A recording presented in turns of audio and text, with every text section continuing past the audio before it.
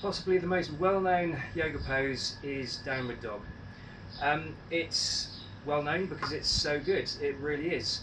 It can be kept really simple, it can be as technical as you want it to be. It's a part of pretty much every sun salutation that there is. It can be incorporated into any flow that you put together. It's a lovely pose to transition from one pose into another. It's part of the classic Vinyasa, a very small flow, which I'll also do a video for. It really is an excellent all-body exercise, both for strength and flexibility. So let's have a look at it. Starting off pretty much in all fours, important is to have your hands with your fingers spread as wide as they can, just in about 6 inches from the top of your mat, and for me about the width of my mat. You can go a little bit closer if you want, but it's up to you wherever you find the most comfortable. The toes should be tucked under, not pointed. Tucked under so that you're on all fours, and then engaging the core, you very slowly lift your knees and your hips up off the ground and push your knees back to straighten your legs. Now from here, there's a number of different movements involved. Very important to keep your arms straight. Don't scrunch your shoulders up towards your neck. Relax your shoulders away from your ears, keeping your straight arms, and making sure that you're pressing into the mat with the entire surface area of your hand, fingers and palm. It shouldn't be just the palms. You should be pressing with equal amounts of pressure through your fingers as well. Relax your head and then push your chest towards your knees.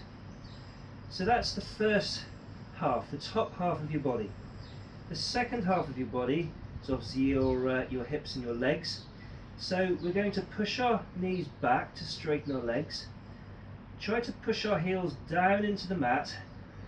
At the same time, we're still pushing our chest towards our knees with our head nice and loose, looking between our feet. And finally, we're going to try and push our tailbone up towards the ceiling. So we're tucking our tailbone out, really trying to arch our back, our lower back, tailbone. That action there, from here to tucking our tailbone out, really helps to flatten the back. Now, let's run through this one more time. We've got our hands firmly planted, firmly grounded into the mat with our fingers spread, pointing forwards.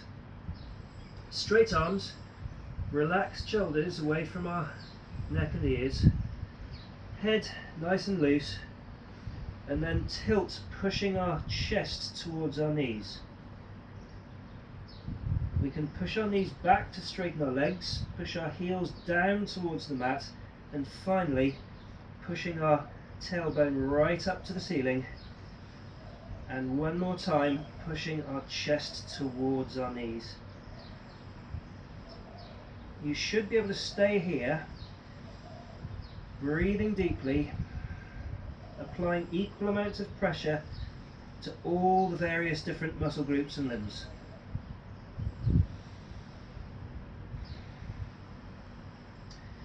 So to come out of it, you pivot slightly further forwards, bend your knees and lower your knees down, and finally rocking back onto your heels.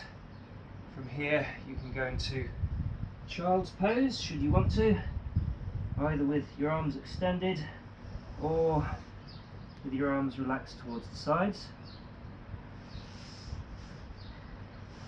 You can also very easily go from down dog into plank, or straight down into chaturanga and back again. The last thing I want to say about down dog while we're here is the foot position. You can have your feet wide, you can have your feet close together. The general rule is And although you can change that rule to whatever you want to do at the time, the general rule is roughly keep your feet roughly hip distance apart, your hands slightly wider. It's fine to adjust your foot position. The further back means that you're going to get more of a stretch on your back. It's easier to stretch your back than it is your hamstrings. And it's harder to put your feet down on your heels down on the ground. The closer your feet are to your hands, the easier it is to get your heels down onto the mat, and the more of a hamstring stretch you're going to get, but the harder it is to straighten and stretch out your back. So generally speaking, you're going to find a happy medium. You do not have to get your heels on the ground. This is a common myth. Everybody thinks that your heels must be on the ground for it to be a proper good down dog, but absolutely not. It depends entirely on your body, your physiology, your level of flexibility. Everything factors into it.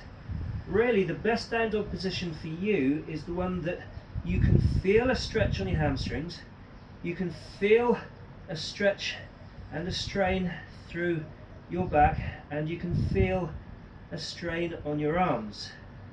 Everywhere should be engaged, from fingertips to heels.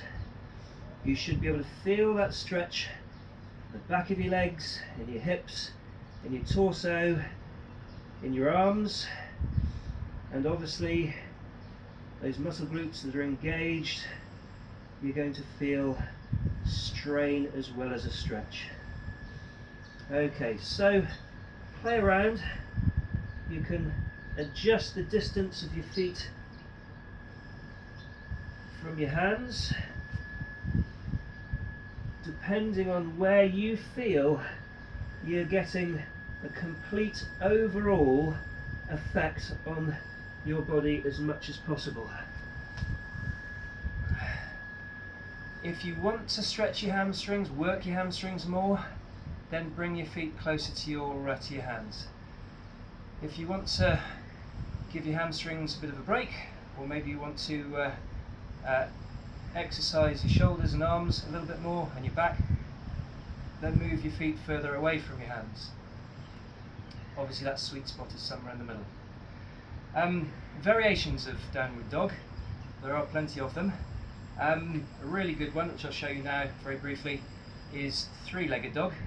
Down dog position, but we're going to raise one leg in the air, and from there are all sorts of variations that you can do. So, hand position, toes underneath, engaging the core and the legs, and moving your knees and your hips up, finding a comfortable position. Hands, straight arms, relaxed shoulders, pressing our chest to our knees, straightening our legs, heels down, tailbone up, and finally chest towards knees again. So from here, transfer our weight to our left foot, raise our right foot into three-legged dog, and from there we can either pulse on our breathing, or we can move our leg to our side and back again, or we can even with bent knee twist our knee to the side for more of a hip rotation. On the other side, making sure we're pressing our heels down still, moving our left leg up this time. Again, we can pulse nice and slowly with our back leg, keeping our hips both pointing downwards. We can move our leg to the side. We can, with bent knee, move our knee outwards to get more of a hip exercise. Okay, the whole time we should try to keep our remaining heel pressed down as much as we can. You can also walk the dog, which is a really nice way of stretching out one hamstring at a time by bending one knee, straightening the other, pressing down with our heel, Pressing down with the opposite heel. It's a really nice way of getting a little bit of extra stretch on one leg at a time. Remember all the different points to check: hands, arms, shoulders, chest to knees, knees back, heels down, bum up, and finally chest to knees again. All the time, head nice and loose, looking between your feet.